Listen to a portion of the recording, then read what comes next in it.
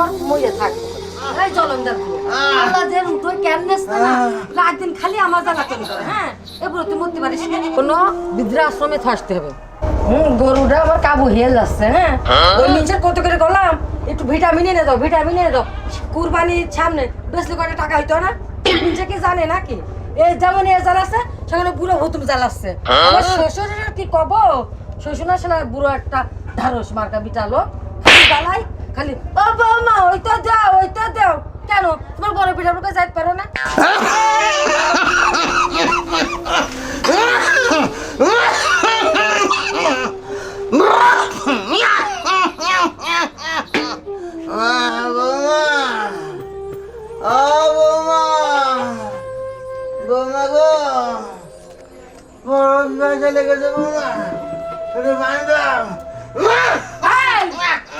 এই জলন্দার পুরো আল্লাহ যে উঠোই কেননেস না রাত দিন খালি আমার জ্বালাতন করে হ্যাঁ এবার তুই মরতে পারিস না বৌমাকে পাগল করে দিস আল্লাহ এত লোকে থাকে তোর চোখে থাকে না তোমার একদিন এরকম হতে হবে এত হবে না একটু পানি দেবো মা একটু পানি দেবো গো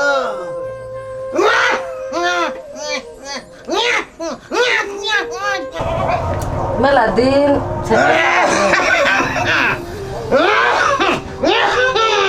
ফেসবুক চালাই একটু ওষুধ দাও গো বুঝোর কি একটা ভাব একটার পরে একটা পারমিশন দিতেই আছে বুড়ি যে কি করতে নিয়ে গেল আল্লাহ বুড়িটা থেকে গেলি বাঁচতাম তাহলে তো আমার পারমিশন গুলো শোনা লিখতো না বুড়ো মরছেও না আর আমাকে কিছু খাতেও দিচ্ছে না মর মরিয়া থাক তোর ওষুধ কেন তোর একটা পানিও দেবো একটু ওষুধ দাও গো কাশি চলে যাবে আজকাল না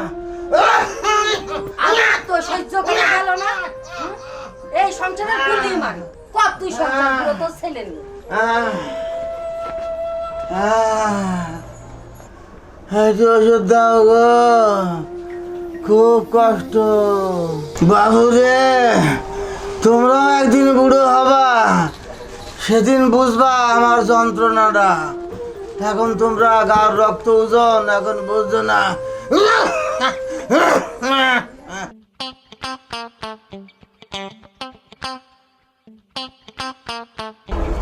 কলার ভুঁইটা সার দিতে হবে বেগুনির ভুঁইতে ওষুধ দিলাম এই ওষুধ দিতে জীবনটাই শেষ করে দিলাম রতি আগুনি খাট্টি হয় না পারি নে আব্বা ভালো আছো আব্বা ভালো বৌমার গলাম একটু ওষুধ দিতে দিল না ওষুধ দিতে বলেছে পানি দিতে গলাম দিল না ওরে করে দেখো দিদি করে যায় যে মেয়ে ছেলেটা বাড়ি আসলি পাইনে আবার যে মিশনে তাকাচ্ছে তাও খুঁজে পাচ্ছি না রে ওই মোবাইল কিনে দিছিস ওই টিভি বেড়াচ্ছে আমি একটু ওষুধ চালাম দিল না খালি আমি চিন্তা একটু করো পানি চালাম দিল না খালি চিন্তা করো সহ্য করবো কিরম করে সারা দিন পরে মাঠে ঘাটে খেটে এসে বাড়ি আসলাম আর সেই মেয়ে ছেলেটা কোনে যায় সেই মেয়ে ছেলেটা এ কোনে গেল তাই চিন্তা করো ধৈর্য সহ্য করবো কি করে আব্বা তুমি এখানে বসো ও কোনে গিয়েছে কোনে যে মোবাইল টেপছে আমি একটু খুঁজে আসি তুমি চিন্তা করো না আমি নিয়ে আসছি আজকে ওর পেয়ে নিস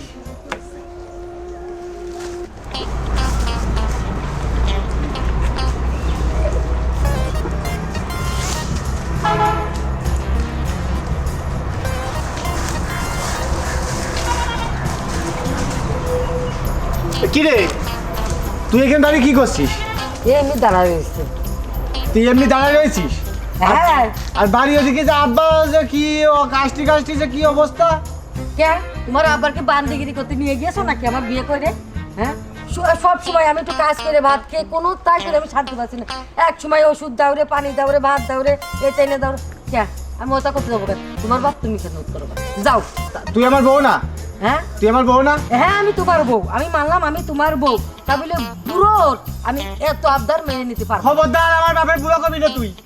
কে তোমার বাপ কিছু আর না, ক্যারেটা বিয়ে পারবে না তুই আরাম করে কথা করছিস। কে আমার বাপে কথা খবর?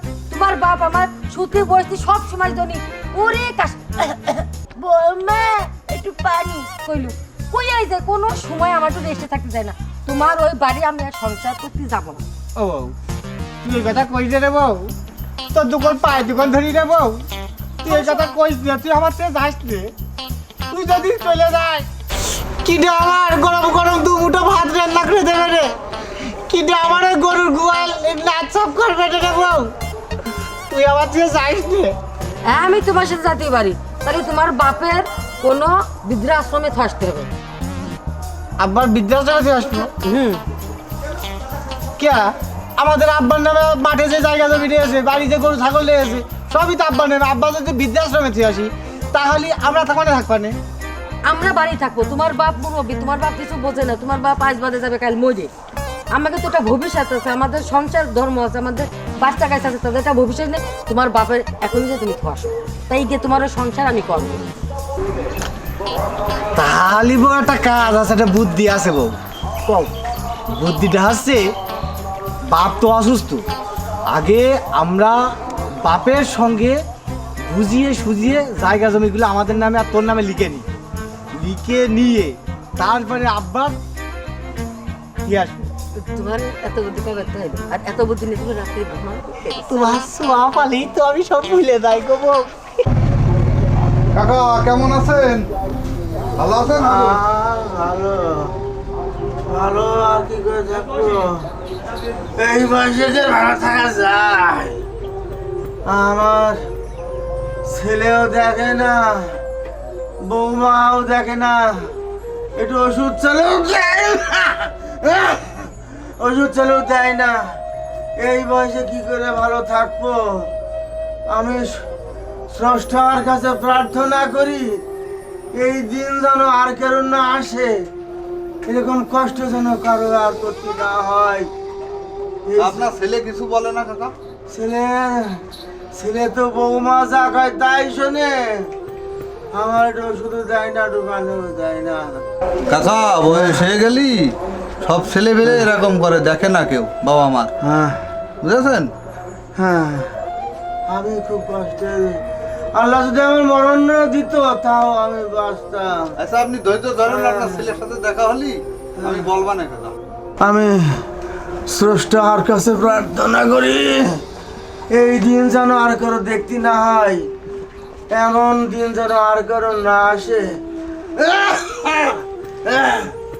এমন কষ্ট যেন আর কারো করতে না হয়, আর কারো করতে না হয়।